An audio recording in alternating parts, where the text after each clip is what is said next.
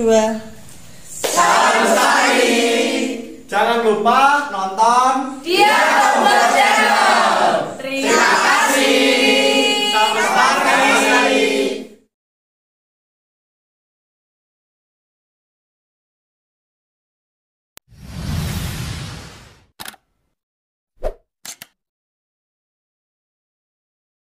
Halo lor, kembali lagi di Dia Tombol Channel bersama aku Dian. Nah, hari ini aku lagi di taman depan. Lihat bapak kok sepertinya sibuk. Kita sapa dulu. Halo bapak. Lagi apa? Hai. Lagi apa toh? Ini baru belajar membonsai. Bonsai itu kan sebenarnya sebuah filosofi. Jadi di dalam bonsai itu ada keseimbangan antara akar, batang, dan daun. Contohnya ini. Ikut bapak, ikut. Nah, kamu lihat dulu batangnya, rantingnya, daunnya. Menurutmu bagaimana ini? Bagus apa enggak? Bagus. Kok bisa ya ini gede gitu? Ini dia bonggol bawah itu. Bonggol bawah itu dipotong karena serut itu mudah berakar, lalu ditaruh di tanah, mungkin diberi perangsang akar atau apa. Karena ini punyanya adik, jadi punyanya adik aku ganti gitu, aku beli. Tapi aku nggak bisa menilainya mahal. Kenapa? Akarnya. Jadi kalau di sini, dari sini ada akar yang kelihatan kokoh, kuat, itu mahal. Gitu. Tapi ini kan hanya batang. Kalau ini dibuka, ini bawahnya hanya akar serabut yang kecil-kecil itu. Gitu. Jadi dari segi komposisi ini kurang. Ini hanya bagus di batang dan daun. Ini pun masih harus dibentuk ulang ini. Nah, untuk membentuk ulang ini arah batangnya kemana, rantingnya mau diliukkan kemana, itu akan tergantung dari pertumbuhannya nanti. Jadi di sini ini belum jadi semua. Bonsai itu seni seumur hidup. Jadi ini sebuah kerjaan, kalau dianggap kerjaan atau hobi yang tidak pernah selesai. Jadi seumur hidup itu akan berkembang. Kenapa? Karena tanaman itu terus tumbuh. Bagaimana seorang yang membuat bonsai bisa mempertahankan bentuknya sampai pada titik akhir. Nah, yang paling sulit justru di situ. Jadi kembali ke soal komposisi tadi, ini nilainya kurang. Karena apa? Karena akarnya tidak ada. Beda sama ini.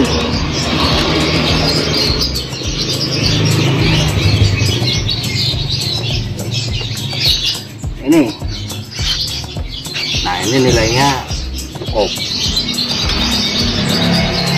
Karena apa? Karena ini ada kayu matinya. Tapi ini bagian yang hidup dan ada akar di sini.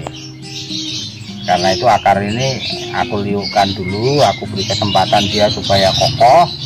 Kemudian nanti akan kelihatan apakah bagian yang mati ini makin membesar atau tidak. Nah, ini termasuk salah satu seninya. Kalau ini semua ini saya tutup pakai media tanam, akar ini akan lebih sehat. Tetapi bagian kayu ini akan menjadi lapu karena terkena media tanam dan air. Itu jadi bonsai itu beda dengan merawat tanaman biasa karena kita harus begitu detail. Ini belum lagi soal mau diarahkan kemana ranting dan dahannya. Karena ada yang namanya, kalau di bonsai itu ada yang namanya style, gayanya gaya seperti apa gaya sarang lebah, apa gaya kalpataru, apa gaya menggantung, gaya apa, macam-macam, ada banyak. Kalau ini namanya kimeng. Kimeng ya. Kimeng itu sejenis beringin. Ini sambil menunggu perkembangan akarnya di bawah. Ini sementara aku buat begini karena bonsai itu punya filosofi. Kalau bagi saya ini artinya adalah kepalsuan. Kok bisa? Jadi ini melambangkan seseorang yang ini liuannya kan kayak orang menari. Kemudian yang bagian dari sini ke bawah ini kan kesannya seperti akar. Tapi ini kan batang, bukan akar. Akar sebenarnya kan di sana.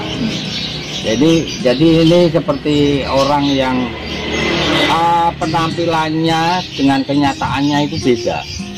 Akarnya di sana mungkin hanya serabut-serabut sedikit, tetapi yang dikesankan keluar itu adalah bagaikan kokoh.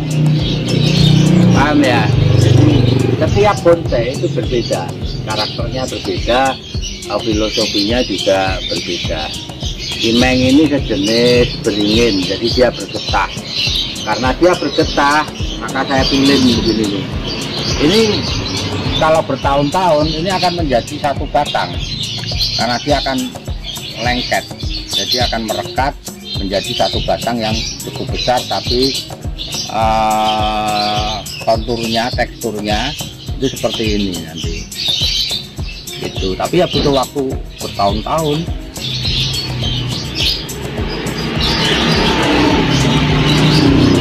Kalau ini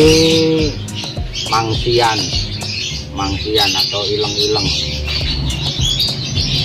Ini karakternya, batangnya tidak mudah ditekuk karena getas, mudah patah. Jadi kalau ditekuk sedikit dia akan patah. Nah,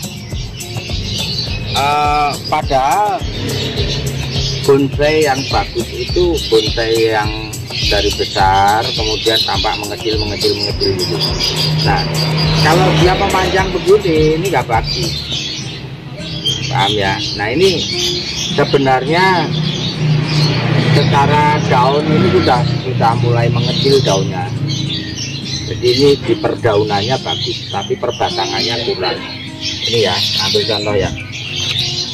Kalau aku mau batangnya jadi bagus, berarti ini kan agak kecil.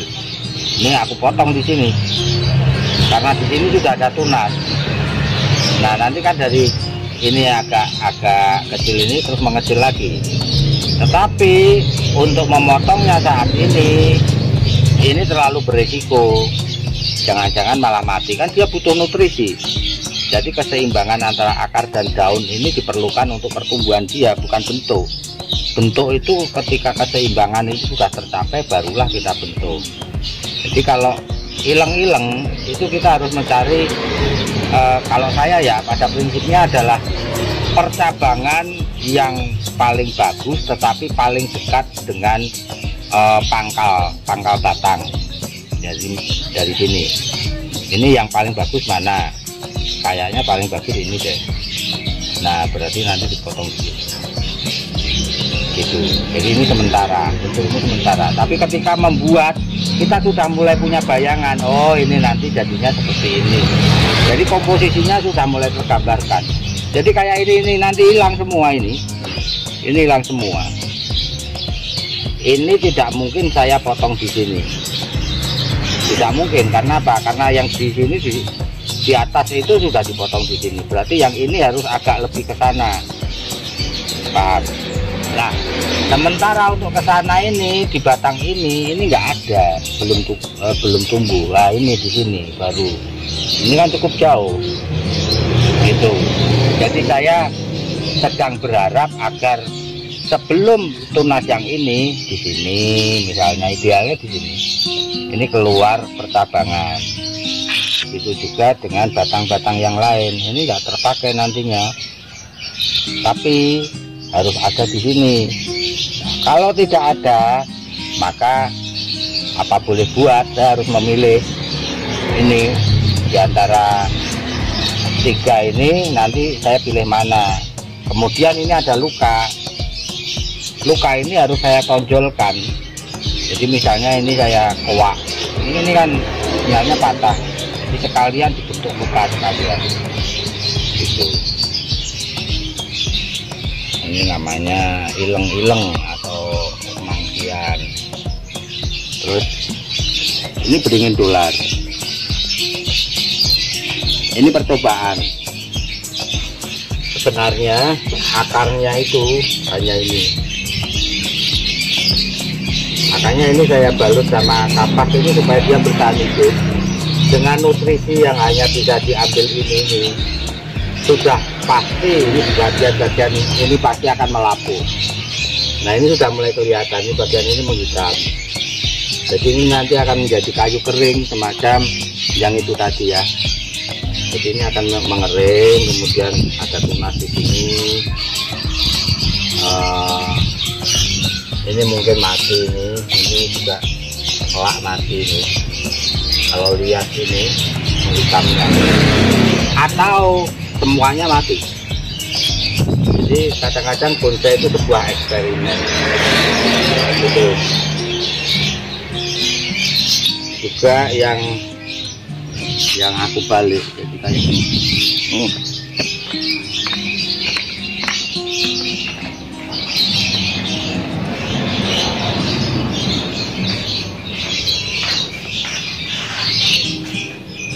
Ini aku bikin upside down.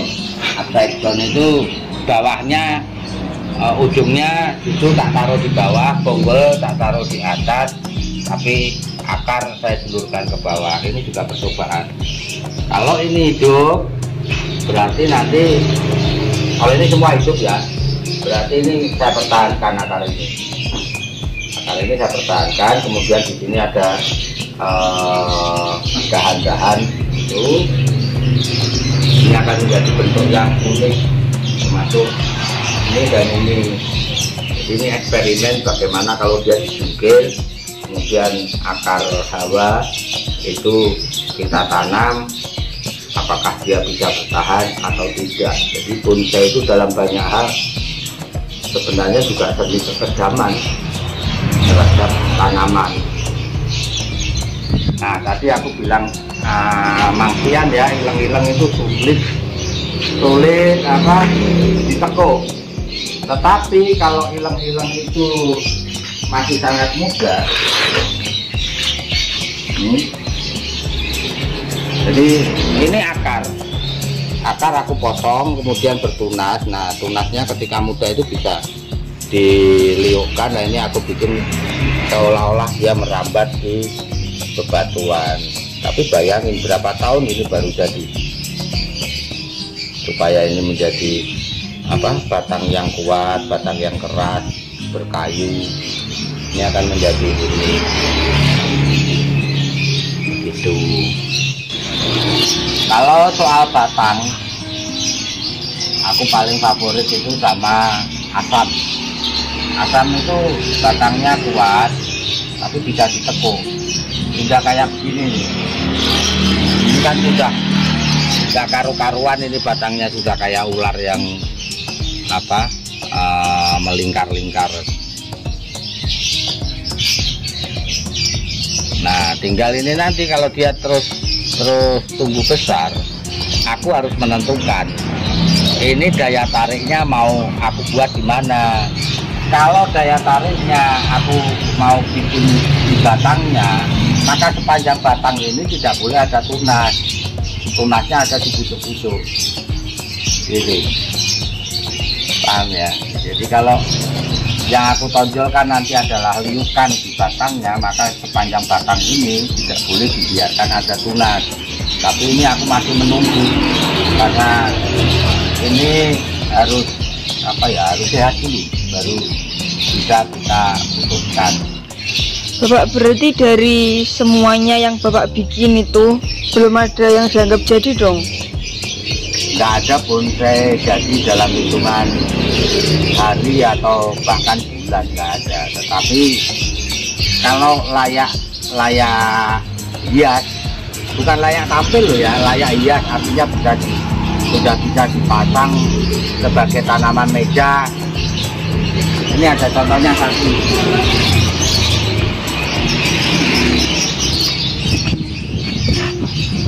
Ini mangsian atau ilang-ilang, ini sudah ideal. Jadi daunnya sudah mengecil,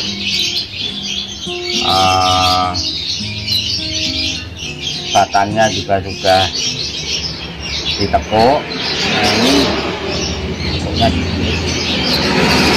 komposisinya sudah hampir selesai. Kira-kira ya begini, ini harus dipertahankan terus supaya bentuknya seperti ini. Tinggal nanti kalau mau menjadi lebih menarik, tanaman ini harus diangkat supaya akarnya kelihatan kokoh. Nah itu baru kokoh, baru itu bonsai. Kalau ini aku bilang sekedar apa ya, tanaman hias meja lah, tanaman hias meja. Tapi ini sudah layak hias. Ini juga kebetulan yang cepat jadi itu malah yang hilang-hilang itu. Ini juga, ini kepol ini hampir jadi. Jadi kalau ini dipotong, kawat ini sudah bisa hilang, ini sudah bisa hilang, maka dia menjadi hiasan meja sudah gitu. Dan tinggal dipertahankan, terus ini diangkat batunya sama tanamannya, akarnya kelihatan kokoh, maka dia jadi bonsai. Tapi sementara sebelum jadi bonsai ini sudah bisa jadi tanaman meja yang unik.